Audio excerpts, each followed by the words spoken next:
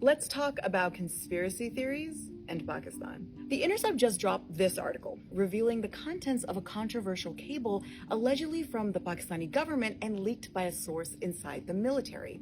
The cable confirms a narrative that's been pushed since early 2022 by the ousted and now imprisoned former Prime Minister Imran Khan and his party, Pakistan Tehreek-e-Insaf.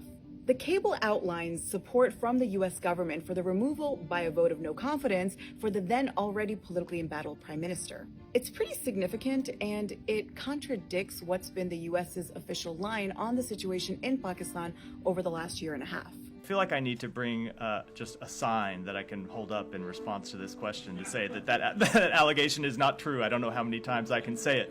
I will say, as I've said before, that the United States does not have a position on one political candidate or party versus another in Pakistan or in any other country. But I want to focus a bit on the media coverage of this.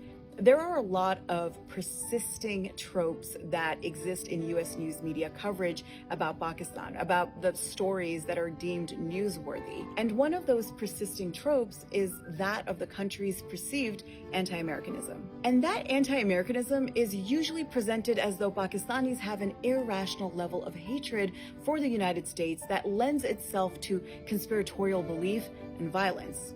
Rarely is there an earnest and honest engagement with why this anti-Americanism even exists, or even what anti-Americanism even means.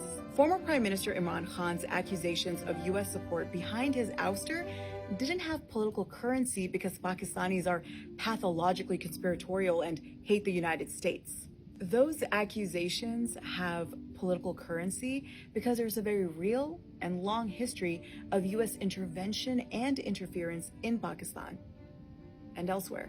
Instead of an earnest engagement with this story, at the time of filming this, we already see a smearing of it. Like the New York Times Pakistan correspondent who incorrectly stated that the source of the leak was likely Khan's party and that the leak revealed nothing significant. A little weird thing to say about a major U.S. foreign policy story that directly impacts the country you're a correspondent for.